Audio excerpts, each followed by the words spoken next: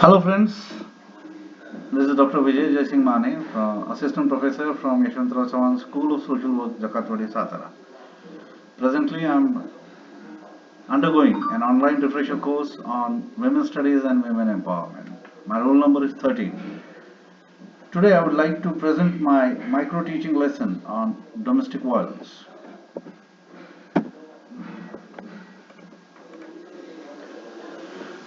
Domestic violence is basically a very gigantic scar on the women community. It is basically an abuse, not merely verbal, but in many forms. I just would like to introduce various forms of domestic violence which take place in our society. But prior to that, I would like to talk about what do we mean by domestic violence. The term domestic violence is used when there is a close relationship between the offender and the victim. There is usually a power gap between them. The victim is dependent on the offender. Domestic violence can take the form of physical, sexual, or psychological abuse.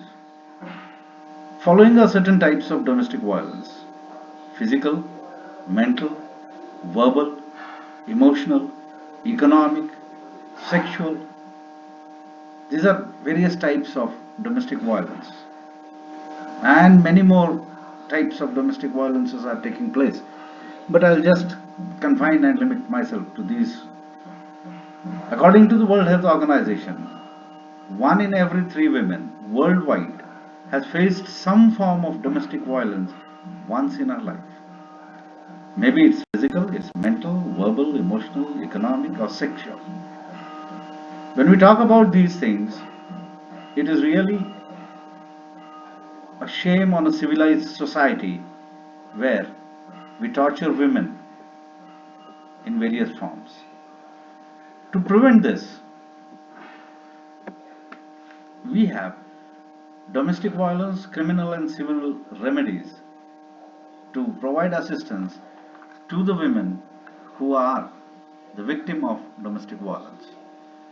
In the criminal remedies related to domestic violence, we have to refer section 498A Indian Penal Code, and the second section is 304B Indian Penal Code. Section 498A IPC talks about cruelty by husband or relatives of husband, wherein the important components are: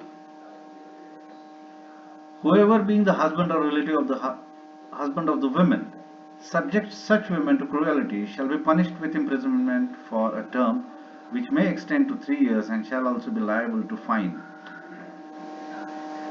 Any willful conduct which is of such a nature as is likely to drive the women to commit suicide or to cause grave injury or danger to life, limb, or health, whether mental or physical, of the women, or harassment of women, where such harassment is with a view to coercing her or any person related to her to meet any unlawful demand for any property or valuable security, or is on account of failure by her or any person related to her to meet such demand.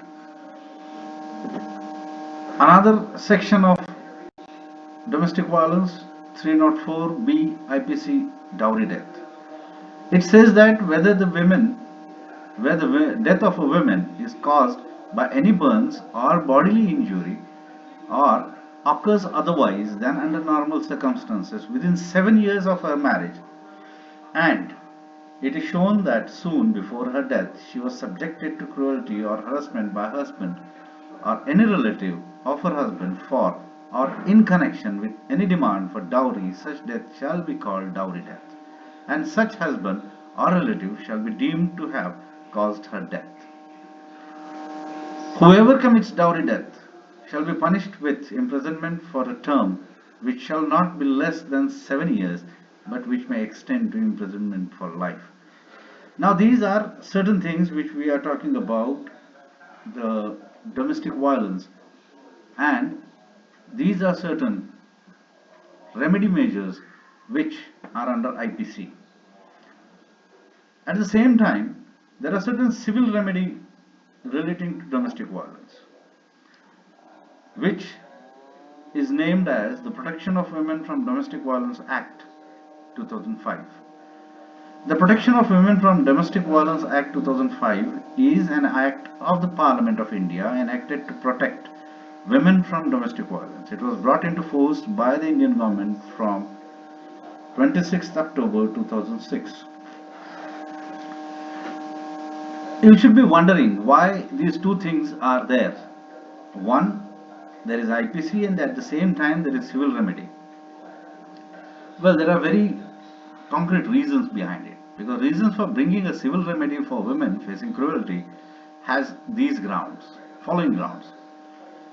Limited definition, only physical, mental cruelty and dowry harassment are included in IPC. Wherein it's not that easy for a woman. So, to make it easier for women to make an application and file a civil case, this particular law came into action. Here, women can start the court case without involving the police, without launching a complaint. Reliefs when in IPC are tangible, and imprisonment not always is the answer for all sorts of these types of cruelties.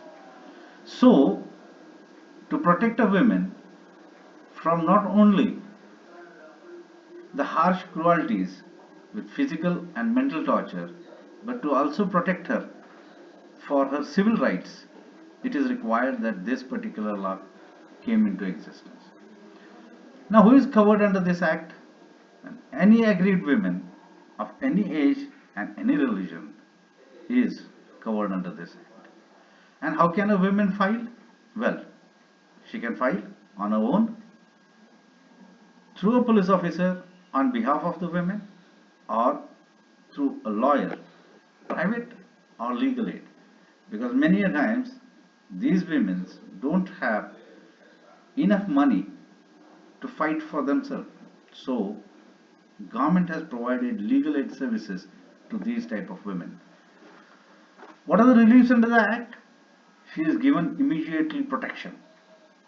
Monetary relief is provided to her, and in certain cases compensation is also given to them. I am limiting myself with this presentation due to time limits. But still, I take this opportunity to thank Dr. Babasaheb Ambedkar Marathwada University, Aurangabad, and its UGC HRDC department for giving me this opportunity to present my micro teaching lesson on domestic violence. Thank you.